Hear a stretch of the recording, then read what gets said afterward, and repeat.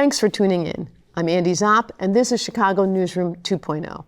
This week, Sufyan Sohel, Francia Garcia Hernandez, and Adrian Segura joined me at the roundtable to discuss the race to replace senior Senator Dick Durbin, the mayor's efforts to get a head start on addressing the city's 2026 budget projected $1 billion deficit, and the latest in the ongoing series of coordinated attacks by the current presidential administration.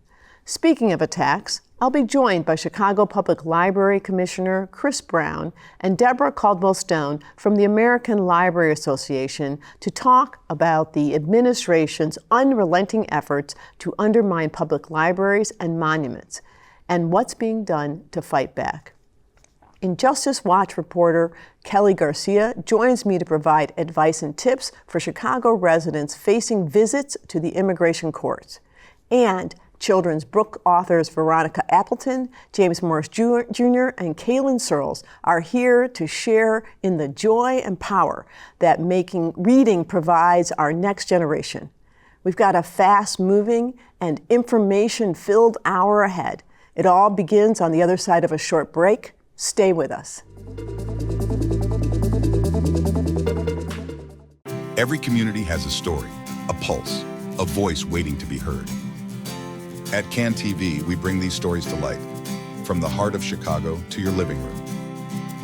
Join us in supporting hyper-local television. Your backing helps us cover what matters directly in our communities, unfiltered and upfront. Help tell the important stories of our communities. Become a program underwriter today.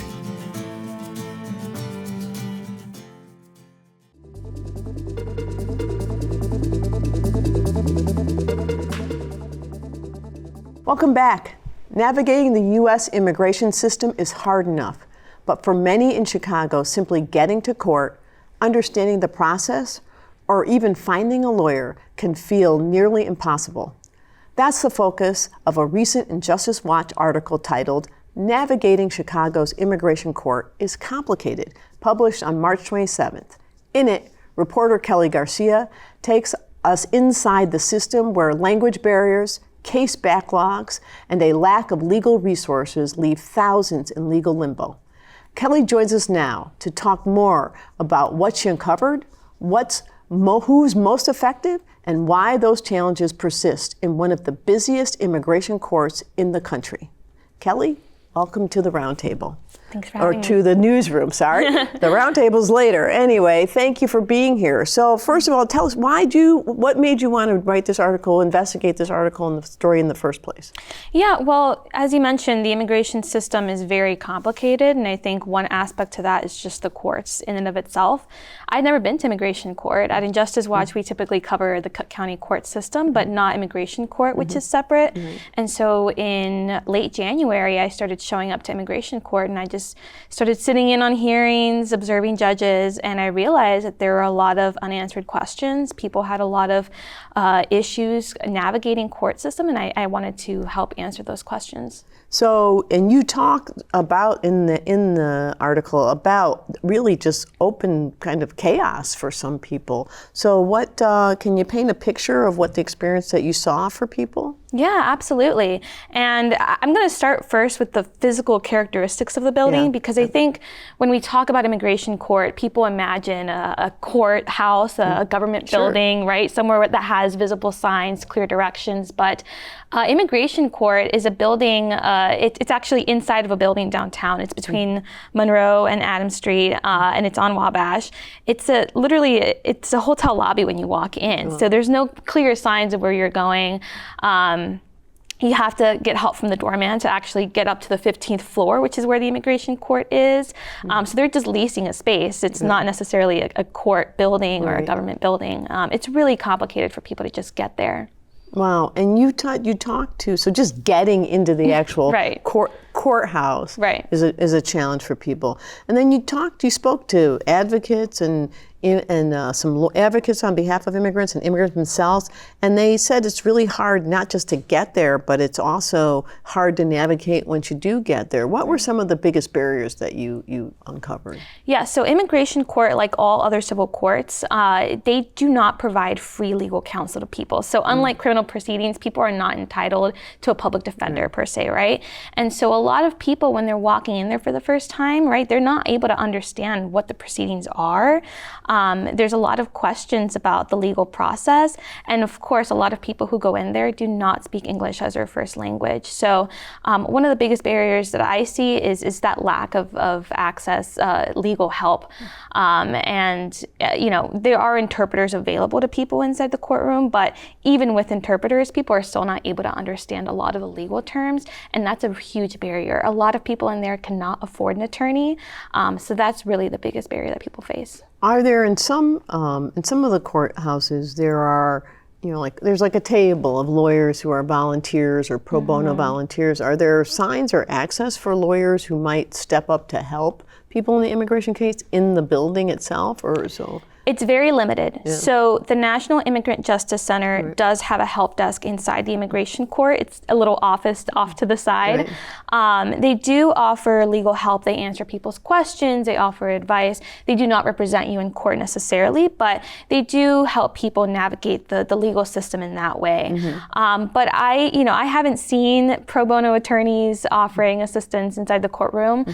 I know that there are, firms out there that do offer help and nonprofit organizations that are out there, but that's also something that's very limited for people. So that help desk is really, really important. And I know they're facing some threats right now from the federal government. Right. So.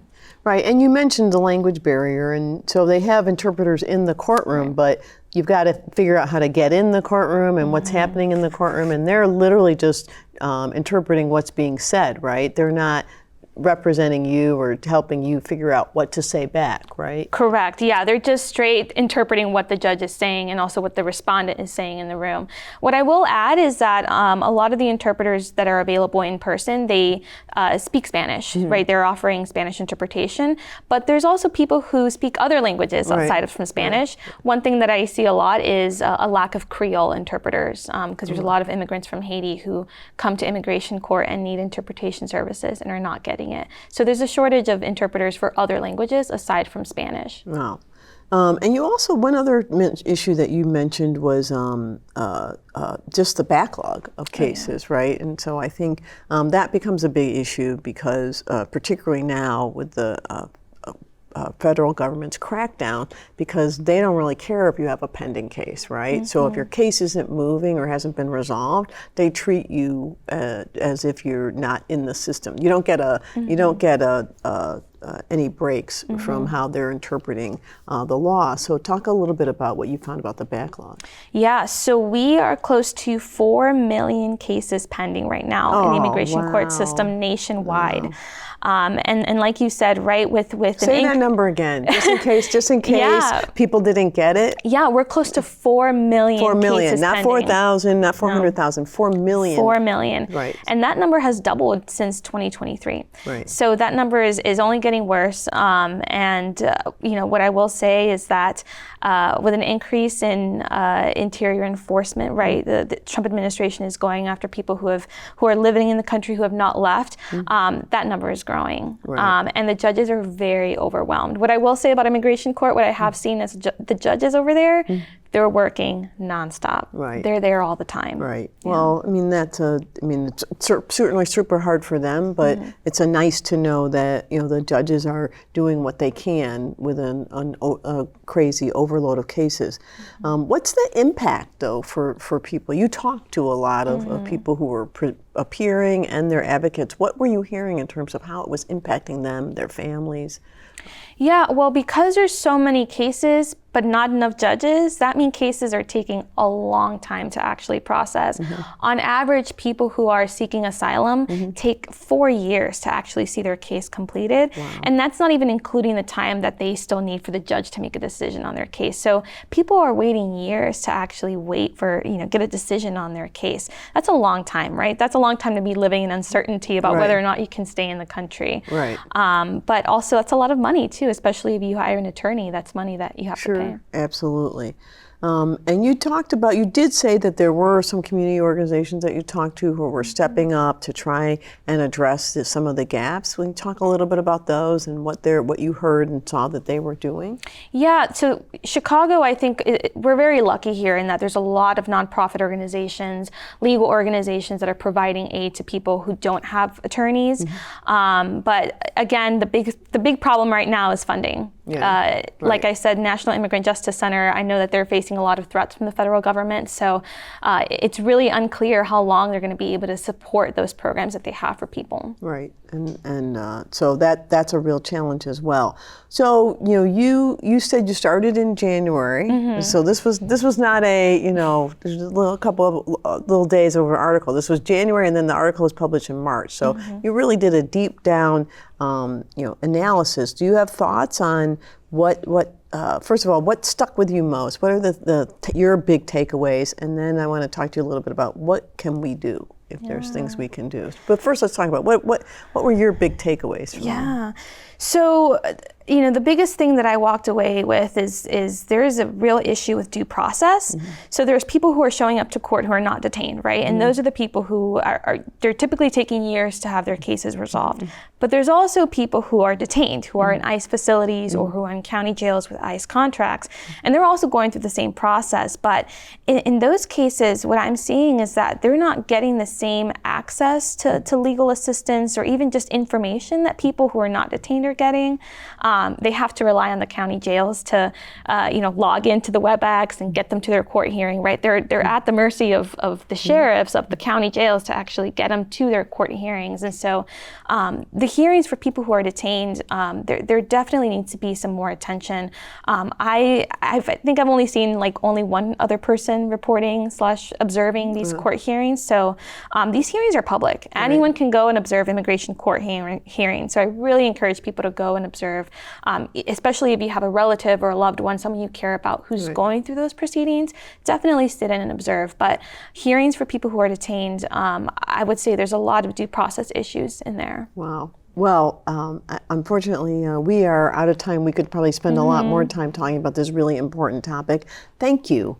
Thank you for taking the time to look into something that, to your point, most people aren't paying attention to and don't really understand. These are the people who are trying to do it the right way, who are in the process, in the system, and they're getting not well served simply because there's not enough resources put behind it. So one thing people can do is advocate for more resources for immigration and immigration system and our courts. So thank you so much, Kelly, for being here. I really appreciate it. Thank you for having me. Thanks.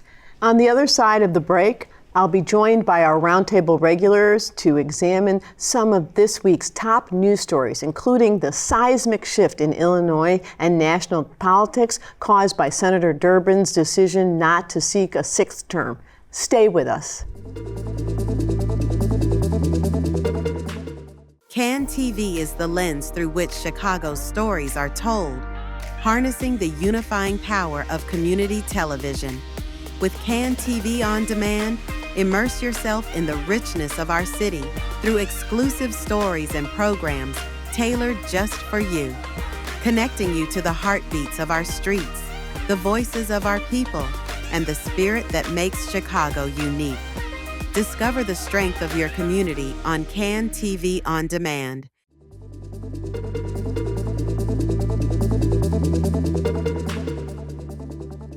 Welcome back, Chicago.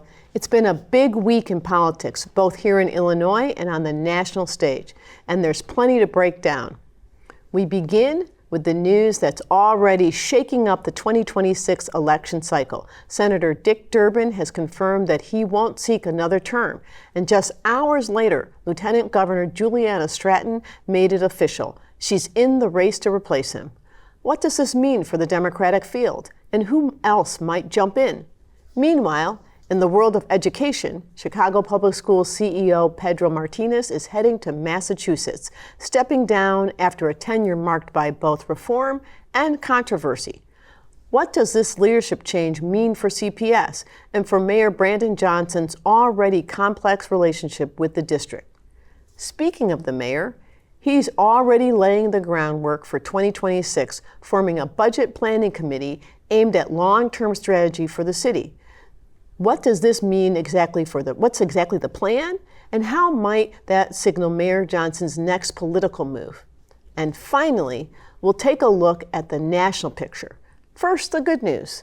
The current presidential administration recently announced that it will reverse course on the sudden termination of student visas. And now, the bad news. They plan to start reviewing social media accounts of those applying for visas, green cards, and citizenship.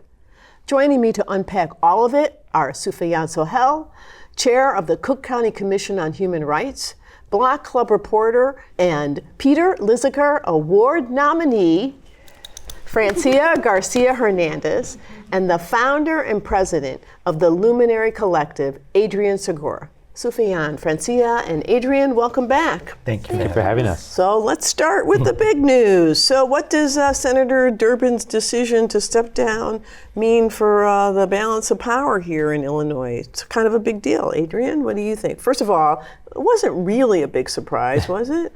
I don't think it was a big surprise. I think a lot of people have been talking about this for well over a year now, just kind of anticipating it. I think anyone that looks up fundraising, how an organization or how our candidates are doing fundraising can see kind of the writing on the wall when funds were just not being raised at the same pace that you would expect an incumbent to be raising at this point in time. So I don't think it caught many people by surprise. Right. So in that sense, not a big surprise. In that sense, not a big deal. But he's kind of been here for a long time. So what do you think that means in terms of the balance of power and the democratic politics of Illinois? I think it is going to bring change to the Democratic and the political landscape in Illinois. He's been a leader and a Democratic leader for a really long time, and it's already signaling changes. We have Lieutenant Governor Juliana Stratton announcing that she will seek that seat, and it won't be surprising that many other state representatives and other political leaders, or just leaders in Illinois, will seek that seat as well. Yeah. So Lieutenant Governor Stratton, she was right on the spot. So it seemed like she was just waiting. I go back and forth between wanting to get my bucket of popcorn ready for what's about to come, or being can I sneak in as a dark horse candidate? Yeah. As you were saying, there's going to be such a shakeup from state level officials to federal level officials, who's running, and questions like, can they run for state office and a federal office? Can they run for 2 federal offices? You have Congressman Roger Krishnamurthy, who's also debating running, and is he gonna be able to run for both his congressional seat and the Senate seat if he chooses to run? I think it's gonna be really, really fascinating to see who else throws their name in. But I think Lieutenant Governor Stratton has a leg up, because not only did she have Governor Pritzker's endorsement, she just got Senator Duckworth's endorsement also. Right, exactly. So she was definitely, at least it looks like she was planning ahead. So, but what about those endorsements? Is that a big deal, Adrian? The governor and the junior senator, soon to be senior senator? I think endorsements starting to do matter, especially early on when you're trying to build name recognition and get your name out there. I think all of those things are going to matter in the long run. They certainly help early on. I will say, I also think that the ready to hit go so quickly, I think for some people feels like it's Illinois inside politics happening, and they may become a hindrance down the line, even where some of these endorsements may be helpful, but also kind of the ready to go so quickly can become a hindrance down the line. We'll see. Yeah. It's a kind of a balance, right? One is it can be seen as, the fix is in, right? Which we don't love. But it also could be seen as, look, you got to get out there early.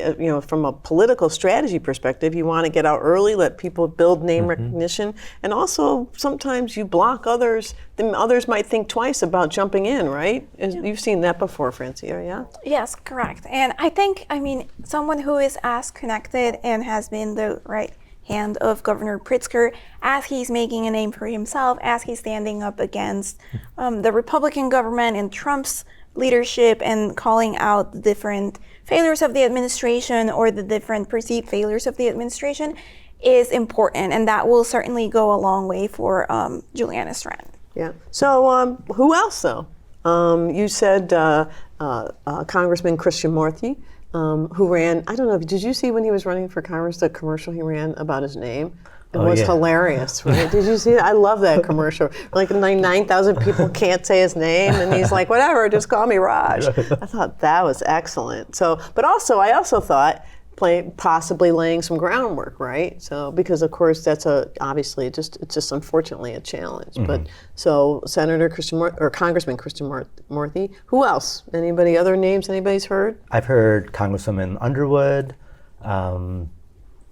Sometimes I hear Treasurer Frericks. Mm-hmm. Who knows? I just feel like people may be bold and say this is an opportunity where there's chaos. And from my viewing of, I think, historical, kind of how we saw President Trump become elected, when the field's wide, someone can sneak in, sometimes just unsuspected as well. So maybe take their chance and have some courage to do so. Well, we will see, right? So we'll to be continued, as we like to say.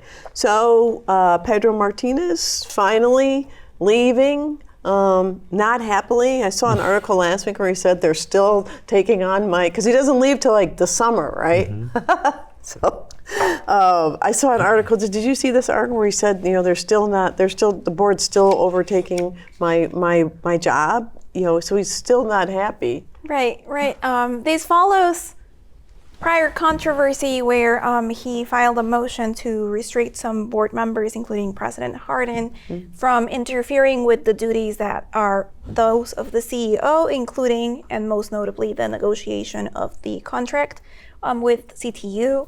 So that was one point of tension, and it appeared that the tension continues, and while the board had moved to change those restrictions, because after those tensions, a judge put a restraining order for these activities from the board members.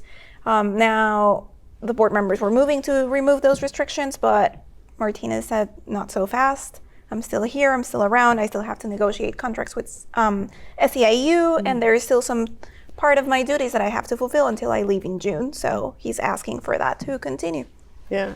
So there's a part of me that says that makes perfect sense, right? I get it. He's like, I'm here, I'm going to do their job. There's also a part of me that says, like, just go, right? Right? Just, you have a job, just go, right? You made your point, you won. Why are we still fighting this fight? Am I being a little harsh? I think, I think you can make the same argument with Mayor Johnson, why it took him so long to make a move to begin with, right? And I think that it's very disruptive to have an exit mid-year. Students are still in session. Right. We're still going through budgeting as the district continues to have those conversations. And so I do think it's a principled take on leadership to say, I'm still here. We still have plenty of work to do. I will continue to show up until my last day. And I think I personally think it's the right move for our students, for our educators. And, I think all politics aside, the reality is, as someone that navigated 3 CEO transitions in 4 years, it's very disruptive to not only schools, but the folks in central office who are trying to keep it together amidst those transitions. And so I do think part of it is trying to keep that stability as long as it can last, while the search for the next superintendent is underway. I think it's the right thing to do to ensure a smooth transition, is my sense. Wow, really excellent point. Well, as usual, we are talking so much, we're going to run out of time. So we're going to come back to the mayor's budget, but we may talk about it another time because that planning committee is going to be around for a while. Let's talk about the Trump administration and the student visa thing. So first of all, that was kind of whack, right? Like all of a sudden they're just canceling students' visas. I mean, did you? That didn't make any sense, and obviously they figured out that it didn't make any sense. I would argue most of what they're doing doesn't make a lot of sense. I was trying not to go there, but and starting on one little topic. I know, but it goes to, I think, this larger theme of let's try as many things as possible, see what sticks and what doesn't, and where we get challenged and what we doesn't, and what pushback we'll get and what not. And I think with the student visa issue, then not only are they losing, like foreign countries are saying, don't apply to United States schools. Like, why face all these problems when you come here? Our international reputation is being discredited day in, day out. And the increase of fear throughout all communities, because they don't know how it may impact them directly, is increasing also. Right, and I do think, a lot of our schools have a strong population of students from overseas that they rely on, right? That are an important part of their enrollment, not just because it supports the schools, but it also creates a more robust environment because, let's face it, we're a global world now. Mm-hmm. I don't know, Francia, I mean, it just seems to me from a strategy perspective, doesn't seem to make sense if you're really trying to make America better, right? Right. Universities, rely on international students, but it's also a talent incubator for research, for science, for the arts, for top employers in the United States. Many foreign international students or brilliant minds come here to either study or teach. So losing out on that talent sets back a lot of knowledge and potential advances that they could bring if they're not coming to U.S. universities and they're deciding to go elsewhere. Right. So it has been odd, but they've now backed away from it, so we'll give them some credit for recognizing that maybe not the best policy. We're going to talk real quick about this. And because I know you've reported on it, now we're going to check everybody's social media. Now, look, and on the one hand, employers do it, right? So on the other hand, it sounds kind of scary, right? Right. So this follows an announcement by the Department of State where it was said that now people applying for visas, green cards, citizenship will have their social media screened and reviewed for evidence of anti-Semitic activity. And that is following some of Trump's executive orders to combat anti-Semitism in the United States. But anti-Semitism as opposed to any other form of racism, right? We only care about, that's my other favorite thing, like we're only going to talk about anti-Semitism. Okay, but there's a few other things. But anyway, yes, sorry. And these orders are very specific to anti-Semitism, but they're not defining what would be that type of activity. Right. So legal experts that I talked to during the reporting mentioned that these really broadens the scope of what could be considered activity that supports anti-Semitism. Is liking a post considered support of that? Right. Is being photographed with someone who might be participating in the protest against Gaza, which has been considered as anti-Semitic activity, equal to that. Right. So it really opens the door to many potential violations of constitutional rights, but it also raises concerns among immigrants and green card holders who may not engage in the type of speech or association they would normally do because they're afraid of what that could mean or how that could be interpreted under these new announcements. Right. Well, and it also gives the administration an incredible amount of leeway to define what, as they have been doing, right? It's a moving target. Anyway, not surprisingly, we have run out of even more time. So it's been a terrific conversation, as it always is. Thank you so much for joining me again at the roundtable. And we will come back and touch on some of these and other fascinating topics in the future. Thank you for being here. On the other side of the break, Chicago Public Library Commissioner Chris Brown and American Library Association's Deborah Caldwell-Stone joined me to discuss the Trump administration's latest efforts to undermine our public libraries and museums and what's being done to fight back. Stay with us. Hi, I'm Dr. Candace Norcott. Join me for the series premiere of Be Well, when I'll be joined by Chicago-based psychologist Dr. Aaron Alexander to discuss what's behind this loneliness trend and, more importantly, what we can do to reconnect.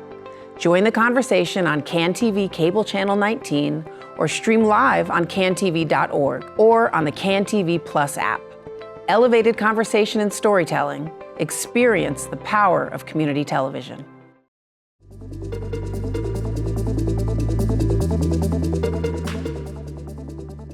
Across the country, public libraries and museums are under pressure, facing a dual threat of political censorship and potential financial cuts that could reshape how communities access knowledge and culture. The latest federal budget proposal from the White House calls for the elimination of the Institute of Museum and Library Services, the primary source of federal funding for libraries and museums across the United States. That's nearly $300 million in support for literacy programs, digital access, job training, and community education that could disappear. At the same time, we're seeing a historic rise in book bans with titles focusing on race, gender identity, and LGBTQ lives being pulled from shelves at alarming rates. So what happens when both the resources and the stories start to vanish? To help us break down what's at stake, who's being impacted, and what's being done to protect the future of public access and free expression, I'm joined by Chicago Public Library Commissioner Chris Brown and the American Library Association's Director of the Office of Intellectual Freedom, Deborah Caldwell-Stone. Deborah and Chris, welcome back to the roundtable. Andy, thanks for having us. I'm so glad to talk about this topic that I care deeply about, as I know you do. So you wrote an op-ed in the Tribune, so tell us about it. Well, it was really a response to the Tribune's editorial board. Right. So they had written their op-ed Right. calling out how IMLS is being dismantled. Right. And talking about what we can do, we can call our congresspersons, the amount of budget that's Right. getting impacted. What I felt was being lost was the function of IMLS. Right. What's at stake? Now, for decades, they've funded library innovation. They've really helped us chart where we need to go and how we need to change. And so I see it more as a dismantling of the library of the future Right. at a moment when we're witnessing a technology of the future in AI. Right. And so we really need to figure out how do we utilize and shape this resource and not lose this opportunity. Not to be too long-winded, but No, you're at not the at Chicago all. Public Library, we know that in low broadband neighborhoods, we're the #1 reported source of broadband in the city. Right. So when you think about where are people going to connect to AI and the latest technology, it's going to be in our neighborhoods. So we need to figure out what's the future going to look like, and we need our country's help in standing up for IMLS. Right. So, Deborah, from your perspective, what's at risk here? Well, what we're talking about is the loss of community resources that support entrepreneurs, early literacy, that promote a lifelong love of reading, access to government information. In rural areas, libraries are a source of disaster relief. They are truly community hubs, and we're going to be losing so much support. So many of our rural libraries depend on grants that pass through IMLS to support ebook lending, access to databases, broadband. Tribal libraries are wholly dependent on federal resources. All that's going to go away if IMLS goes away. IMLS actually serves two functions. There are these grants that support services, but there's also grants that support innovation and professional development for librarians, and those are going away as well. And that goes to Chris's point about the library of the future. What is going to happen to our ability to create new services, make sure that the latest technology is available, that everyone has the same access to the information resources that they need to simply prosper in their lives as well as participate in our democracy. And I think Deborah made a really important point about here in Illinois and the more operational infrastructure that IMLS funds. So the state of Illinois gets about $2 million per year to help deliver books downstate all across our region. Yeah. And they deliver over 11 million items. And so you think about a library that's a one-room library in downstate Illinois. How is that neighborhood, that kid that goes into that branch, going to connect with the wealth of our state? Right. Well, I mean, I have to say, I honestly don't get it. Like, who attacks libraries, right? You mean, and I don't know, almost every person I know has had a positive experience with a library at some point. So it is, and particularly, it also, I work for an investment firm, and we think about things like, what's the return, right? What's the return on the investment? So, they're trying to cut and make us more efficient. You're like, well, the return for the $300 million, it's like exponential, right? Absolutely. It's literally exponential. So like, if you were going to cut something, it just makes no sense. Have they given reasons, or is it just we're cutting and this is on the list? Has anybody said why this is a good idea, Deborah? I think that they see libraries, well, I've actually heard libraries seen as a threat to political agendas, that making sure that information is in the hands of the people is something that doesn't help them, that they'd like to, we want to control people. You cut off their sources of information, their ability to find out new ideas and think differently. And I think that's some of the motivation we're seeing here. The new acting director of IMLS said that they're going to emphasize American exceptionalism, tell one story, communicate one idea, and discourage the communication of other stories. And Whoa, stop. He actually said that? He said the words. We're going to communicate one story, one idea, because we only have one? Well, that's the import of saying that they're going to emphasize American exceptionalism. But how do you do that when you're undercutting American exceptionalism? How do you have American exceptionalism if your people don't have access to Wi-Fi, much less, forget the books, we'll get to the books in a minute, but just to your point, to Wi-Fi, to communication, how are we exceptional? Well, I'm sorry, I'll stop. Deborah's like, I didn't say it, I'm just reporting it. What frightens me is that, this, in pursuit of this American exceptionalism, they're threatening to close the African American Museum and the Smithsonian. They are definitely targeting any initiatives that promote the stories of those who haven't had their stories told yet, marginalized groups, underrepresented communities. These are the groups that are going to really lose out, because, I know I'll be able to keep on buying books, but I know that there's places in this city that people will not be able to do that, be able to go to a bookstore and buy a book unless they have access to the library. And a lot of that IMLS money, it's gone to things like Chicago's U Media. Right. So we know Chance the Rapper, right. He got his start doing mixtapes and open mics. IMLS helped fund that. It helped fund our makerspace. Right. These are spaces for kids who need safe out of school time. Right. And so to take that away, it's really a shame. Yeah. And to your point, I'm familiar with a tribal library in Eastern Washington State, and everything comes through the federal government. And it's the only source of broadband in a large rural area. And that's where the kids go for after school or even just playing video games. And it's become a real community hub and a source of visioning a future for themselves that would otherwise go away. Wow. I think these are important things. I think when people see IMLS, they don't know what it is, and they don't really understand the impact. Let's talk about another area, related area that's being impacted. And this is and we've talked about this before, the surge in book bans, and this goes back to there is only one story that we're really interested in hearing. The movement continues to grow? Yes. I think it's getting more nefarious. Yeah. It's not even just books anymore. Right. So we're seeing websites like the National Parks website and how they're pulling off Harriet Tubman quotes and images. You know, we're seeing the Naval Academy remove books like Maya Angelou's titles, and then they're leaving Hitler's Mein Kampf. Like, Right. I think it's getting really.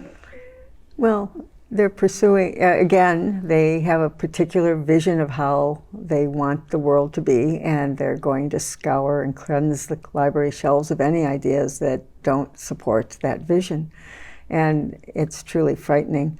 You know, we do collect data at ALA on book banning, and what we're finding out is that this is not a popular movement. It's not really a parents' rights movement. It's a number of small advocacy groups that are pursuing an agenda of eliminating any ideas they don't agree with, whether it's for moral or political or religious reasons. And so 72% of the book bans initiated in 2024 were initiated by organized advocacy groups like Moms for Liberty or No Left Turn in Education. And they have this long list of bad books they want no one to read. And we're seeing them find great success in some communities. But One thing I'm bolstered by and makes me hopeful. ALA did do a poll looking at Republicans and Democrats, and really showing that the majority of Americans have no interest in banning books. Right. So as Deborah's mentioning, this is interest group led and doesn't reflect the totality of our country, which I'm but we feel confident about. But still, for me, it's scary that we have groups that see libraries as a detriment to the way of life that they'd like to see in the United States, and and trying to cut off access to information that people need, whether it's government documents or weather or business data, whatever it is, and disempowering people.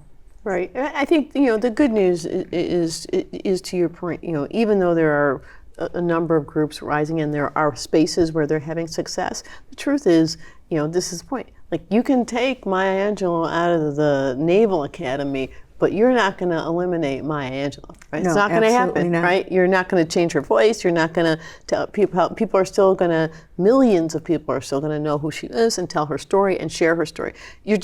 We're past that. So, that it's sad. And I think the part that's hard is really the part you mentioned, that the people who are going to be most impacted are the people who have limited resources, rural communities, reservations, areas where the students don't have other options to get the Wi-Fi or the broadband. And I think we have to figure out how we respond to that, how we can provide for that during this time, because this time will pass, right? Because to your point, I think most people want their children to learn and know, and others to learn and know. So what has the ALA been doing? And I know you've been vocal, very vocal on this point. So, well, certainly we've been supporting grassroots advocacy. What we're finding is that there's great success when individuals turn up at local board meetings and speak out.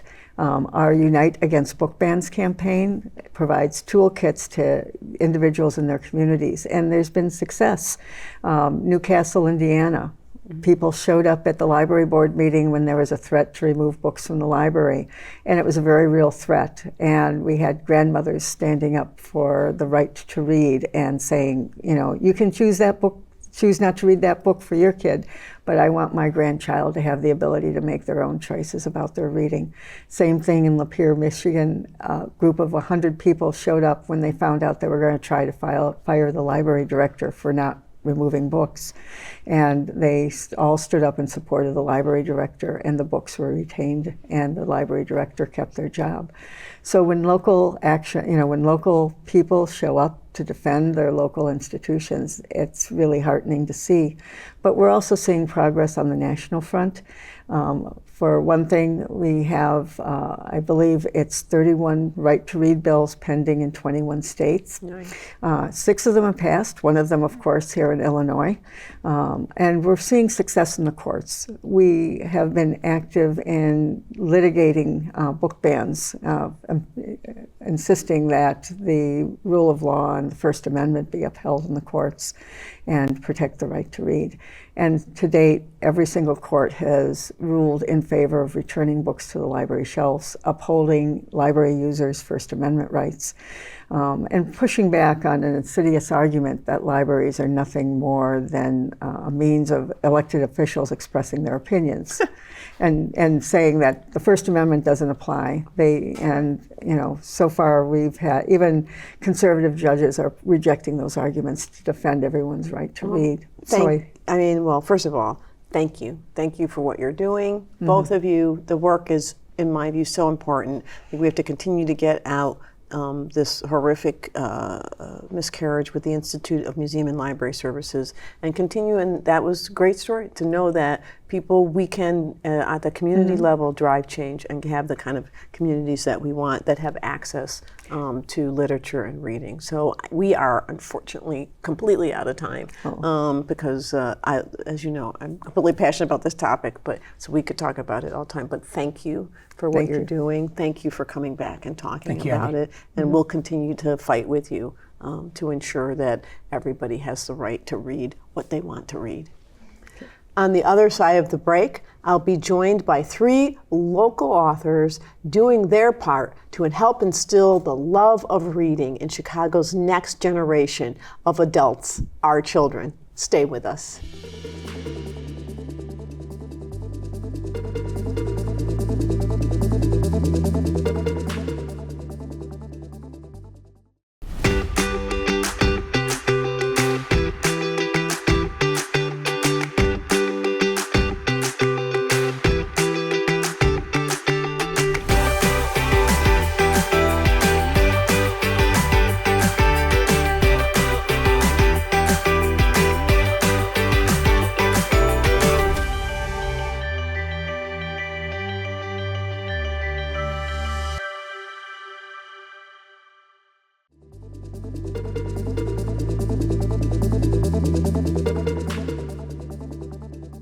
In an age of screens and short attention spans, there's something timeless and powerful about a good children's book. The stories we learn in our earliest years do more than entertain us. They help us build essential life skills, language, empathy, curiosity, and confidence. Just as important, they plant the seeds for a lifelong love of reading. Today, we're joined by 3 incredible children's authors who are not only telling great stories, but also helping young readers navigate big questions, learn real-world lessons, and see themselves reflected on the page. Veronica Appleton is the author of Mama Why and Journey to Appleville. James Morris Jr. is the author of Trip to the Building and Carrington Builds a Budget. And Kaylin Searles is the author of Wonderful You. They're here with us now to talk about the power of storytelling, the messages behind their books, and how we can all help inspire a new generation of readers. Welcome to you all. So first, let's start with the most obvious question. I mean, children's books are often awesome, but what made you decide you wanted to write a book? We'll start with you, Veronica. Well, sorry, wrong way. Oops. It always happens. I would say, in terms of being a children's author, I love being a storyteller. I can never remember a moment when I didn't feel comfortable picking up a book, turning the page, and feeling inspired by what I saw. And so as a young kid, I always wanted to be a computer animator, but I couldn't draw. But I knew that I had this innate ability to write. And so that made me super excited to be able to tell stories. So I was inspired. Right, inspired, but why children? I mean, you could have written a novel, right? So. Yeah, definitely. There's something magical when you open a book and you get to see these beautiful illustrations. You get to see the words on the page. You're able to create a different world when you open that book. And that's something that really sparked a creative drive in me. So I was literally attached to the goal of creating children's books since the very beginning. Wow. Kaylin, tell us about you. How did you decide to start writing for children? Yes. Well, I'm an educator on the west side of Chicago. And so I teach 4th grade. And what I noticed is that a lot of my kids were below grade level, sometimes 2 or 3 levels behind. And a need that I deeply cared about was their ability to engage with reading that they could relate to. So I wanted to create a book that they could relate to, challenges that they face, and that they can engage and be able to read themselves. Oh, wow. Well, so you're inspired by your daily work. That's exciting. Yes. And James, I think you might have been inspired by your children, at least in part, right? Yes. So I am a father of 3, twin boys, and also I'm a real estate investor. So the boys' book, Trip to the Building, it was more so about financial literacy and building wealth. And I purchased properties for the children. So to make it fun, I gave them a book and taking them to their first trip to the building, and also teaching them about tools and how to make repairs. But the biggest thing was when I had my daughter, it was more of let's have an activity book and building a budget. And she was in a dual language program, and it's just 1%. But when you don't see yourself in books, I said, I'll create a book for you. And not just a book, your own book, and now you have a business to where you can sell it. Right. Well, all of you have touched on the importance of representation in your stories. Why was that so important to you, and as you were thinking about telling stories that you were inspired to tell? Yeah, I really love that question. I think the one thing that's so important for us to remember is the question of why not? Why not create books that represent us? Why not create stories and tell stories that represent Black life and the lives of many other different types of nationalities? So that was important to me. But also, I mean, I was in the joy of reading was instilled in me at a very early age. I mean, I even remember the books that I would get in the mail, all of the highlights, magazines, and all of the things that would come directly to my doorstep. And my mother, she made sure that that happened. I even remember some of the old school days of going to the library and actually doing research and actually using a typewriter to do that. So it's always been a part of just my innate ability to be a part of storytelling. And so as a college professor, I'd love to do that. I'd love to instill that even in my own students. But then also just as a children's writer and also as a comic book author, it's important to tell those stories through color and to not be afraid that color and representation is a part of that process. Right, we're going to come back to the pictures and the color. But Kaylin, you said the whole point for you was to help your kids be able to connect. Is you finding that the representation and the way you told your stories helped your students to better connect to the books? Yes, definitely. I think representation has helped them engage with reading, has helped them to develop a love for reading and a passion and a desire to read. I think when you see yourself in a book, you can help explain your life. You know, sometimes we think kids' lives are easy, but to them, these challenges can be hard. So seeing yourself helps you put yourself in the story and know how to navigate your emotions, know how to navigate challenging situations. And James, how about you? Did your kids, when they realized you were writing a book that they were actually in, how did they feel? Did it help them connect not just to the content, but to the reading and to the story? Yeah, because we talk about it a lot, about ownership, and not just with your own book, but your own properties. And home ownership is something that hasn't always been taught, you know, or financial literacy. But then you think about, I can own multiple properties and I can create my own generational wealth. And I believe they understood it. And then when you take them to these book fairs and they're there and they're signing their names and now they realize that they're an author, it's very empowering for them even at a young age. So you clearly had an educational goal. Was there an educational purpose, as did Kaylin, was there an educational bent behind what you were doing, Veronica? Oh, of course, yes. I mean, the first book that I wrote, Journey to Appleville, it was all about children accomplishing their goals and their dreams. And there's something so important about how we instill children believing in themselves and having confidence in themselves. And so that was the first book.